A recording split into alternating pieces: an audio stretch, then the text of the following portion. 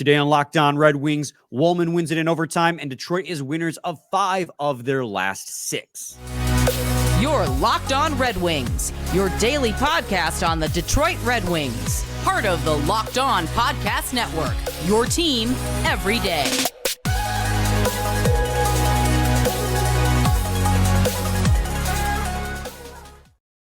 Welcome back to the Locked On Red Wings podcast. We are your hosts, Brian Fischer and Scotty Bentley. I'm a podcast producer for the Daily J, a WWJ News Radio podcast, while Scotty's the host over at Locked On Tigers, as well as a freelance journalist for the Detroit News. Today's episode is brought to you by Sleeper. Download the Sleeper app and use promo code LOCKEDONNHL to get up to $100 matched on your first deposit. Terms and conditions apply. See Sleeper's terms of use for details. And on today's episode, Scotty and I are obviously going to break down the victory over the Montreal Canadiens overtime game. It was one of highs and lows. Before we're going to get to any of that, and just crazy back and forth. Honestly, the two teams kind of mirrored each other and how that game unfolded too. But before we get to any of that, Scotty, we have to address something we missed on the Friday episode. We are so caught up with the Comfer, Fabry, Lion performances that we totally neglected the Ben Chiarot performance in that game. Also, we need to, just send well wishes to the Larkin family because they're going through such an unimaginable tragedy right now. But Scotty, to lead things off with the Ben Chiarot stuff, obviously, happy Monday, by the way. You're here. Hi. He took the ceremonial puck drop because Larkin was absent for reasons we unfortunately know now. And It was Hockey Fights Cancer Night. He lost his father back in September to cancer. And I mean, we talked about it at the end of the Friday episode. Cancer sucks. We all have known somebody who's gone through that. So it was very appropriate that Ben Chiarot was the one to take that ceremonial puck drop because of what he had recently gone through. But then in that game, he scored a really important goal for the Detroit Red Wings. And it was his first goal, I think they said on the broadcast, in 18 games. Yeah. It was a great play by him along the top of the point. He found DeBrincat down low, made a really nice pass. DeBrincat took it out in front of the net. But the smartest thing he did was he followed the play. He followed DeBrincat towards the net for a rebound, and he cleaned it up really well.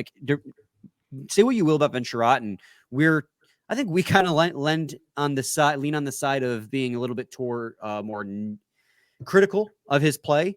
This season, he's been a lot more effective as a defenseman. He's had a pretty nice season so far, and I'm not afraid to say that, especially at the cost of eating my own words, right? So seeing him get rewarded for that play on Hockey Fights Cancer Night with a goal is just very appropriate, and it was a really nice thing to see. Yeah, absolutely, man. That's I mean, we talked about it a little bit at the end of Friday's show, and yeah, it was an awesome moment. I'm sure it was an emotional moment for him, and it's one of the reasons why we love sports. And I hope that he felt uplifted and felt all of those positive emotions in that moment too. Yeah, he looked pumped for it. And that unfortunately brings us to the next thing. Obviously, like we mentioned, Ben Chiarot, I mean, he might have taken the ceremonial puck drop regardless due to it being Hockey Fights Cancer Night, but obviously Dylan Larkin was not in that game. We found out the next morning that it was because, unfortunately, a tragedy had occurred in Dylan Larkin's family, and we won't talk about it. We won't go in depth, but obviously he played in Montreal, and some things are just bigger than hockey. So we're just sending well wishes his way. It's just awful, man. Yeah. Honestly, the fact that he's back and playing is I don't know. I guess I'll say unexpected. After hearing the news.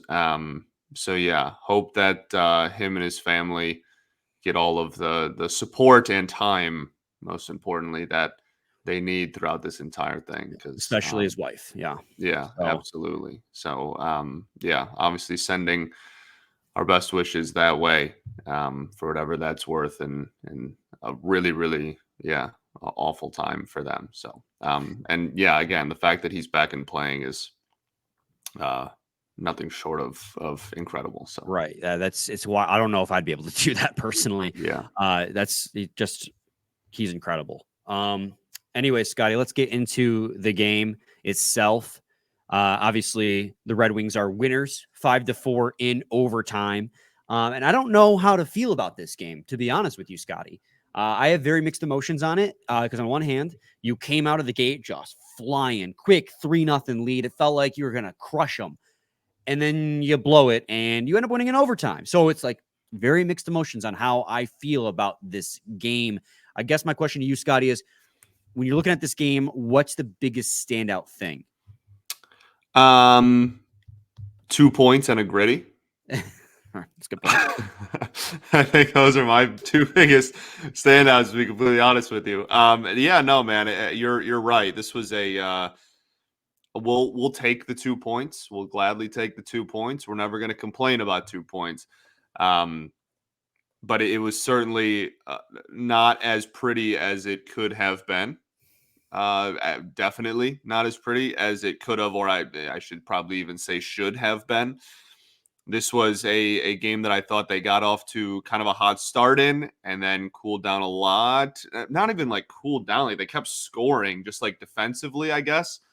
Got pretty Swiss cheesy, we'll call it. A lot of holes there as the game went along. And then overtime, man, obviously Walman does what Walman does and scores game winners and hits the griddy. But yeah, I think the biggest thing for me was I don't like picking a negative thing in a win, but like I think the biggest thing for me was just defensive inconsistency. Yeah, I mean mistakes, penalties, stuff like that. Stuff we've seen, right? Like that's the thing. This game is kind of a microcosm of all the things that are going right with the Red Wings and all the things that are going wrong. To start with the things that are positive, right? Like during their 35-3 stretch where they were struggling mightily, they'd come out of the gate and apply a lot of pressure. They'd shoot the puck a lot, but they weren't scoring goals. The puck just wasn't going into the back of the net, and that was killing them. That hasn't been the problem in the last, 6 games.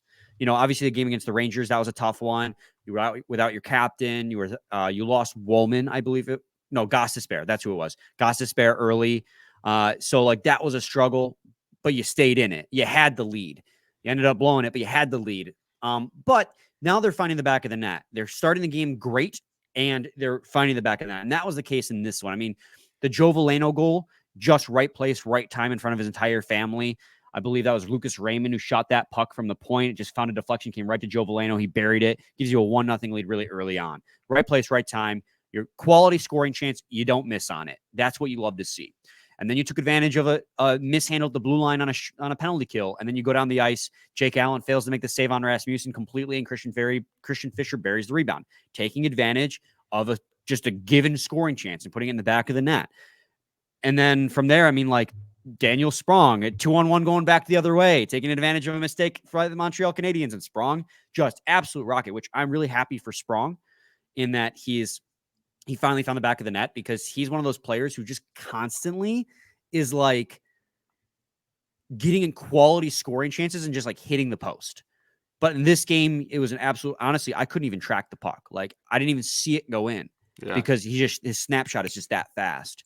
So to the Red Wings' credit, they come out hot. They were applying a lot of zone pressure early. They were taking advantage of other teams' mistakes and burying them, which is something I think they've been very good at. Their team shooting percentage as a whole, even with that 3-5-3 stretch, is very good. Almost still in that caliber of unsustainably good.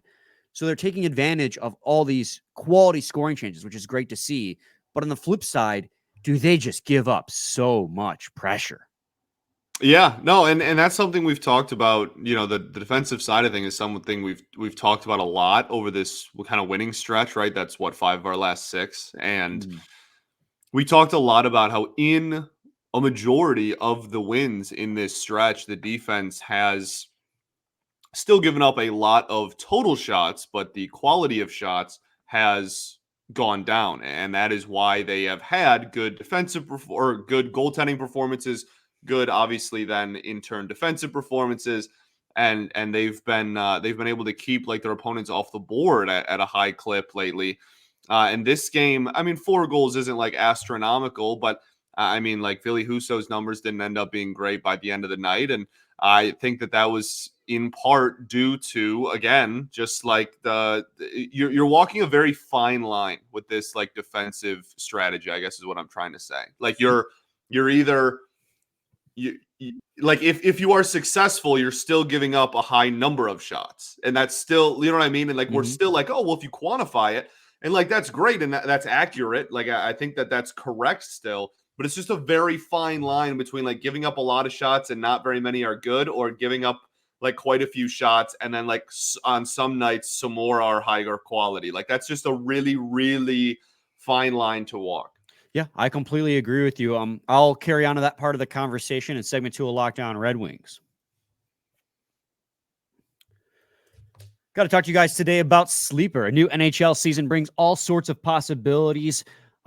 Jake Walman could have 5 overtime goals, 6 overtime goals. Who knows? And the Red Wings could hoist the Stanley Cup. According to Money Puck, coming into Monday, the Red Wings have like a 70-something% chance of making the playoffs. So that's kind of exciting. And you could win big by playing daily fantasy hockey on Sleeper, the official daily fantasy app of the Locked On NHL Network. Sleeper is the #1 choice for daily fantasy sports and especially daily fantasy hockey, because with Sleeper, you can win 100 times your cash in daily fantasy hockey contests. All you have to do is pick whether studs like Nathan McKinnon, Cale Makar, Adam Fox, Quinn Hughes, Elias Pettersson. I always try to mix up the names here. Will record more or less than their sleeper projections for things like goals, assists, saves, plus minus, and more in a given game.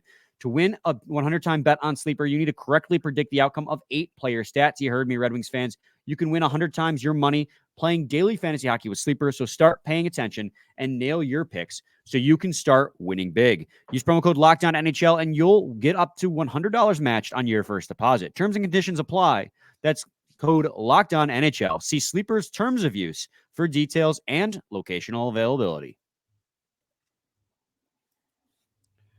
Segment 2, Locked On Red Wings podcast. Scotty, you brought up something really important in segment 1, where you said that this team was walking a very fine line. And I think that's a very apt way of putting it with this defensive scheme. And Derek Lalonde, I mean, in the Chicago Blackhawks game where we were riding very high over just like a bounce back win, you won 4-1, 5-1, something along those lines. Let me double check here. I have the scores right in front of me. My memory is just crap. 5-1 to be exact. You're walking a very fine line, because even Derek Lalonde has mentioned in those games against the Blackhawks, against the Rangers, against the Wild, that the Red Wings often are giving up way too many 5-on-5 shot attempts. They're giving up way too much pressure. They're making too many mistakes. And that the wins are great, but long-term, they're going to struggle if they can't fix those. Same things we were hearing last year. And that is still true today. Obviously, like he said about the games against the Blackhawks, like I just mentioned, this team defensively doesn't stop enough of the opponents at the blue line. The other teams enter the zone without too much resistance consistently. And that's a problem, because that leads to more shot attempts and unblocked shot attempts against. One thing the Red Wings do very good, which is helping them survive this onslaught, is block shots. Jeff Petrie is the best shot blocker on this team, and I would garner to say that's probably a big reason why he's still pretty consistently in the lineup, because he is the best shot blocker on the team. Against the Montreal Canadiens on Saturday, he had 6 blocked shots out of 21 blocked shots. The Red Wings consistently block more than 20 shots a night because they're getting outshot attempted every single night. So it's one of those like pro-con things, right?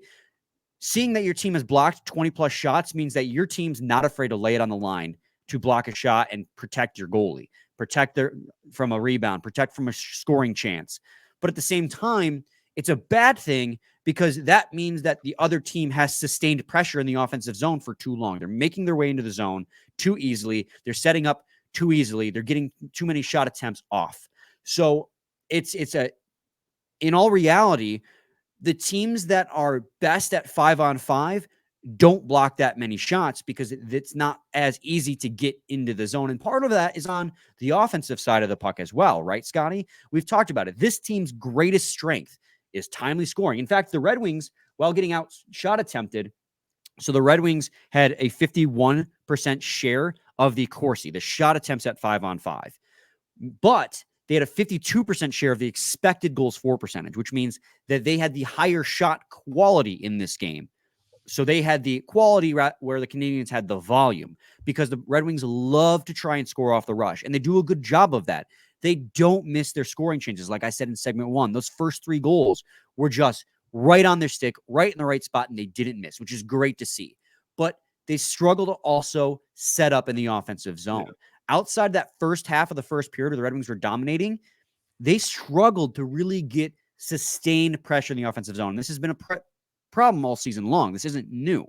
And because they can't get sustained pressure in the offensive zone, it leads to more odd man rushes coming back the other way, more sustained pressure coming back the other way. And that's what leads you to ultimately blowing leads like they did.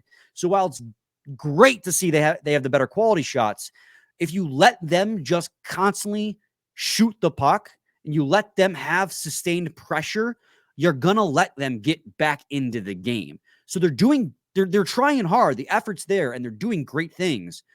But without having possession of the puck, having more time of possession of the puck, this team is going to continue to blow leads.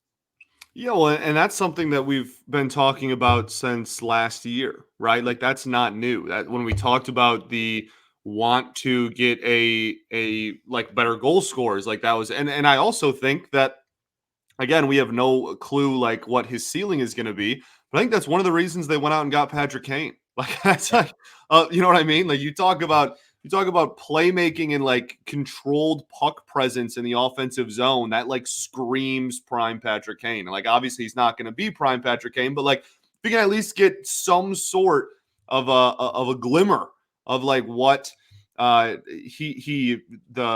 prowess and like the honestly just the word is escaping me right now, but like presence, that's the word that like he has in the offensive zone, and like the puck control that he has, and obviously the passing that he has, like that's one of the reasons they went out and got him. So I completely agree with you. I think that this is, you know, the old adage, like offense leads to defense, right? And like good offense leads to good defense a lot of the times, especially in a game like hockey. So I really do think that is something where it's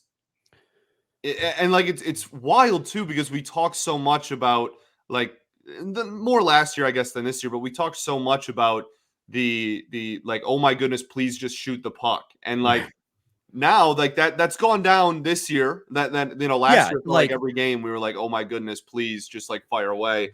But I still think that this year, just the creation of like opportunities is something. Like, you have better goal scorers, you signed better depth, like you're a better roster than last year rather. The next step is to have sustained offensive success and like just possession. And I also think that a boatload of that comes down to zone entry, which like outside of Larkin, this team is kind of sucks at, if we're being completely like a buck. Yeah, they're bad at entering the zone, and they're bad at preventing entries into the zone, and that's a big thing. It's not a depth issue. I really don't think it's a depth issue. No, I think there's talent on their roster, and obviously, like, I'm not trying to make it seem like this team's as bad as they are last year. Like, they're clearly and evidently better than they were last year. We predicted that, but doesn't mean the issues that this team has had have gone away completely. And it's not a skill issue, right? This is more of a systemic thing. This is a team that's still not fully imbued into the system, and that comes with also having literally 12 new guys on the roster, right? 10 through free agency. It might be more than that. It might be 13, because now with Kane, that's 11 through free agency and 2 through trade in Petrie and DeBrincat. So, like, quite literally, this is just half this team saw turnover. So it's going to take time for that system to get into place, and I hope it does. I'm still, giving all the benefit of the doubt. The Red Wings are third in the Atlantic Division, and they're scoring at a crazy pace. They're tied for second in the league in goals for. Yeah. And that's because of those things that they do so well. The quality scoring chances they take advantage of. They always score on wide open nets. They always score on odd man rushes, it seems. Always is obviously hyperbolic. They don't always, but they do a good chunk of the time. Oh, yeah. But they just need to get better at possessing the puck more, which sounds no duh, but like that's what's leading to these comebacks. And I'm not trying to say like it's all the Red Wings' fault. Like Montreal did a good job of taking advantage of very similar situations that the Red Wings had. I mean, you look at both the first two goals that these two teams scored, and they're very similar. So obviously we know that who scored the first goal? It's escaping me right now. I said it like literally 10 minutes ago. What did you ask? Joe Veleno's goal was because it got deflected, right? Well, that's the same thing that happened for Justin Barron. It got deflected off a Jeff Petrie block, wide open net. He didn't miss it. Joel Armia, it was a shorthanded goal. Same thing. Raymond bobbled the puck near the blue line. They came back down on a 2-on-1 and he just buried the puck. So like they mirrored each other a little bit. It was mistakes, right? And then the team's not missing it. So it's just, you got to play a little bit of a tighter game. We had to get to another short reprieve, if you will. But in segment 3, Scotty did not like that word. When we come back, we'll continue the conversation. Probably about Ville Husso. Got to talk Alex DeBrincat, obviously, 200th career goal. And then just sing the praises of Jake Walman. We have more pros to get on. Kind of a negative segment too, but we got more pros to go for. So stay tuned to Locked On Red Wings.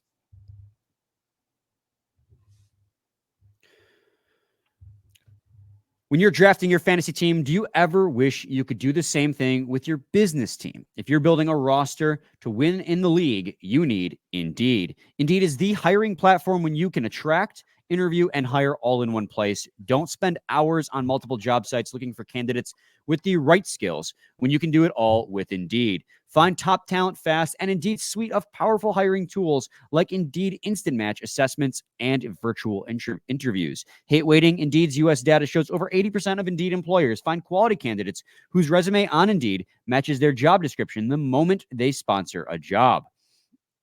Indeed knows when you are growing your business, you have to make every dollar count. That's why with Indeed, you only pay for quality applications that match your must-have job requirements. Visit Indeed.com/lockedon to start hiring today. Just go to Indeed.com/lockedon. Indeed.com/lockedon. Terms and conditions apply. Cost per application pricing not available for everyone. Need to hire? You need Indeed. Segment 3, Locked On Red Wings podcast. Scotty, let's just get the one last thing that we think probably, wasn't super great in this game out of the way before we get back to, talking the positives. Ville Husso, I don't think was very good in this game. Not that he was awful, but he didn't necessarily. There were a couple he should have had, in my opinion. He had a goal saved above expected in this game of negative 1.49, 8.67 save percentage, obviously allowing 4 goals on 30 shots. Not great. Obviously, there were a couple he could do nothing on, but there were a few where it's just like, that's one you got to have, Scotty. Yeah, man. This has been a storyline all year. It's been a storyline for the last 2 years. It's been a storyline for the last 5 years. there's a lack of consistency. Even if you want to leave like talent or conversations around talent or conversations around like peak ability or anything aside, there's just a glaring lack of consistency in that. And when we talk about the future of the Red Wings and the remainder of this season and how competitive they're going to be throughout the rest of the year and in the second half of the year, we talked about it going into the season, right? Our biggest question mark, we said it a million times leading up to opening night, was goaltending, and the consistency between the pipes. And I don't think that has changed a lick in 2 months. Right. Like if you're a team that's going to have a bend, don't break defense where you're giving up consistent, sustained pressure, a lot of shot attempts against, regardless of whether or not you block them or not, you're going to need somebody in net who you can lean on every single game and know they're not going to have one of those games. And, Ville Husso in his defense has looked great his first 2 games back from, having a baby. But in this game, it was one of those games where there are probably, I'd argue, at least 2, maybe 3 that I think he should have, been able to make the save on. The 2-on-1 shorthanded. I mean, yeah, obviously Raymond bobbling the puck, allowing a 2-on-1 is not great. The defenseman back at the time did a good job of taking away the passing lane. So it was a shot, right? And it wasn't a Daniel Sprong level shot either. And it was glove side. And the glove side is something that we've consistently said, like, that's got to be something that needs improvement. I think the Suzuki power play goal, I think he may have been partially screened on. So, like, that's why the one I'm a little unsure of. But then the Gustav Lindstrom one, man, like that one, of course it was Lindstrom too, right? But yeah, that was one to tie the game late that I thought that they should have definitively had, or he should have had. But again, it's not really, I don't want to make excuses for him. Obviously, like we said, the team gives up a ton of pressure, 30 shots against. They're consistently getting 30 plus shots against in any given game. But I don't think he was necessarily helping the cause either in this one. Not to say he was awful, but I think there were at least one, maybe two that he should have had. Yeah, I agree, man. Again, like I'll just keep reiterating, like the rest of this season, it's not going to be completely determined by like if they find any consistency in net, but it's going to play a mighty large part. Yeah, and then like we move on to the rest of the stuff that's been great in this game. Obviously, Alex DeBrincat getting on the board on the power play, assisted by a beautiful pass from Moritz Seider. And actually, honestly, we could go all day in depth on the fact that Moritz Seider Jake Walman pair has been great the last two games. Like they've like really been hitting that stride the last couple games. And Moritz Seider hit that seam to Alex DeBrincat so beautifully, and DeBrincat did not miss. That was his 200th career goal. Hoping for many more from Cat on the power play and at even strength with Patrick Kane joining the squad. And I mean, there's not much to add about that. Just like congratulations on 200th career goal. You're at the right place, right time. And it was a nice response after immediately giving up a shorthanded goal just moments before. In fact, Patrick Kane called that because he was in the booth at the time, Scotty. I don't know if you heard that, but he said, I have been in Lucas Raymond's position before. At one time, I think he said, in my first game at Montreal, or one of my first games in Montreal, I did the same thing in the same exact spot. They came down and scored, and my coach kept us out there, and we answered back with a goal. Now, I believe it was the second unit that scored that goal after the first unit allowed the goal against. But, I mean, he basically called it. Yeah. So it was great to see. And then, of course, Jake Walman with the absolute clutch factor to win that game in overtime. I mean, and to do the griddy again, almost exactly to a year, and I think a couple weeks off an exact year from when he did it against the Pittsburgh Penguins in a 5-4 victory. Just that guy's got just such a clutch factor. He's hilarious, dude. They interviewed him after the game, and he said like the new Fortnite season came out. Like, hit me up. Like, I'm trying to play Fortnite. Like, he's hilarious, and every single day. And every single game, pretty much, that happens, we are reminded and like just how much of a fleece that trade is going to go down as, right? Like it's so easy to forget that like Walman he wasn't a throw-in per se, but he was like, people were like, oh, he might play the rest of this year and then just like be a free agent. Who cares? Like they did it for the picks, right? They did this trade for the picks, not for like whoever this random guy is. And now he's legitimately like one of the better offensive defensemen in the league. He's a fantastic pairing with Moritz Seider. That trade, every day that goes by, looks like more and more of a fleece, and that's a beautiful thing. So what's funny is there's like been data by, I can't remember who's published it. It's been a while since I've seen it, but that Walman makes everybody he plays with better. Like, we talked about that last season. Early on, he started off in the third pair, and then he was like, that pair was really good, and then he moved up to the second, and that pair was really good, and then he played with Seider, and like Seider got a lot better, and it was just like, literally everybody he plays with just gets substantially better. That's not a coincidence. No, and it's not. And in Seider's credit, he was very good in this game too. He had 2 assists, obviously the DeBrincat goal as well. That was the one that was like really stand out, because God, Mo Seider's vision on the blue line is just next level. He's so good up there. Obviously, I thought the top line looked really good. Raymond had 6 shots in this game, led the team in shots. So, I mean, Joe Veleno is just fitting in so nicely, and Larkin didn't look like he missed a beat, honestly. He was producing a lot of opportunities for his teammates. This might be a year for Dylan Larkin, Scotty, where he has more assists than goals by a long shot. Like, he's on pace for like 22 goals, but he's on pace for like 60 assists. Yeah. And I don't care. Like, as long as the puck's going back in the net, in the back of the net, I don't care how he gets his points. I don't need him to be a goal scorer if he's helping dish passes to other players. Like, that's just incredible. Yeah, absolutely. And I'm trying to think, like, anyone else that we're not mentioning we think deserves some shout out. Obviously, I said Jeff Petrie blocked 6 shots, which is, if the team's giving up a ton of pressure, that's a bummer. But blocking those shots is vital if you're going to give up that pressure.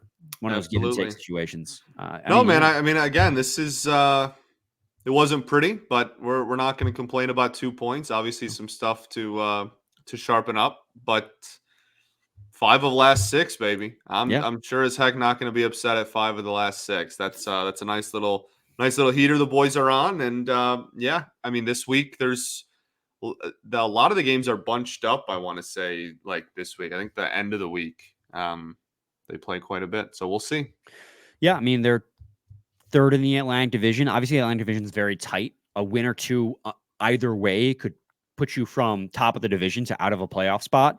So winning 5 of 6 after having that tough stretch to catapult you right back into the mix over a quarter of the way into the season is important. I mean, I've been saying it and I'll continue to say it. Every single game matters. And like that's true every year. But when you're in as thick of a division as this, literally every team you play, every 2 points is an important 2 points.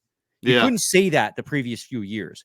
But now, like, you legitimately have a team that looks like it's of playoff caliber. So every 2 points matters. So it sucks you blew the lead and they got the point out of it to a division rival, but you got the 2 points. You widened that gap by 1, and that puts Montreal above Buffalo. So now the last two teams in the division are Buffalo and Ottawa. And you play Buffalo on Tuesday and Ottawa on Saturday. There you go. So another 2 important games. The game in between is the Sharks. And I will say this, that is an important 2 points from the standpoint that you cannot lose those 2 points. Right. Like those are important 2 points just because that's one of those teams, like definitively, without a doubt, the worst team in the league by a long shot. Well, those are your 3 games this week. You have Buffalo Tuesday, Sharks Thursday, Sens Saturday, and then next week is more difficult, like much more difficult. You have Dallas, St. Louis, and Carolina next week. So like you want to give yourself a cushion going into 3 a little bit more difficult games. Then you got to take care of, again, like we've said it a million times. You have to win. Not only do you have to win interdivision games, just period, you have to win interdivision games of people you are ahead of in the standings if you want to maintain. Like that's Buffalo. Buffalo is still. I can't believe I'm actually saying these words. I never thought I'd see the day, but like I still am a little scared of like Buffalo's offense. They have the ability to score quickly. They have some talent there. And then Ottawa, we always know what happens when we play the Sens. So certainly not gimmies, even though you're ahead of them in the standings. The Sharks, however, are a gimme. Please win that hockey game. And that's exactly it, right? Like that's why that's an important 2 points, because they're so bad that if you lose those 2 points, like you should be embarrassed. It's I'm going to say it. Like right. We're Chicago. They were a bad team, but I was giving them respect because they play up to their opponents. Which the Sharks, there's not an excuse. Like there will be literally no excuse if you lose that game. Anyways, one thing I want to notice too is Ottawa's only played 19 games, which is the fewest in the league. Every single team's at least played 21 or more. Red Wings have played 23. What is going on with their schedule? They've only played 19 games. So usually that just means that like when you look at the schedule, there's less games played than everybody else. Are you proud of that? Because you should not be. Incredibly unhelpful. I think it's a pretty straightforward answer. I'm sure they'll still play 82, Brian. I promise. Well, they will. I'm just curious why they're playing at such a slower pace. But all right, that doesn't matter. Scotty, any final thoughts? I mean, we ball, obviously. But to reiterate earlier, just nothing but prayers and thoughts to the Larkins. Yes, absolutely. Obviously, to Larkin's wife and to him and just that entire family, sending them nothing but the best. Yeah, absolutely. All right. We'll be back with a new episode tomorrow with a game preview for the game on Tuesday against the Sabres and Buffalo. So stay tuned for that. Same time, same place. It's your team every day. Every day.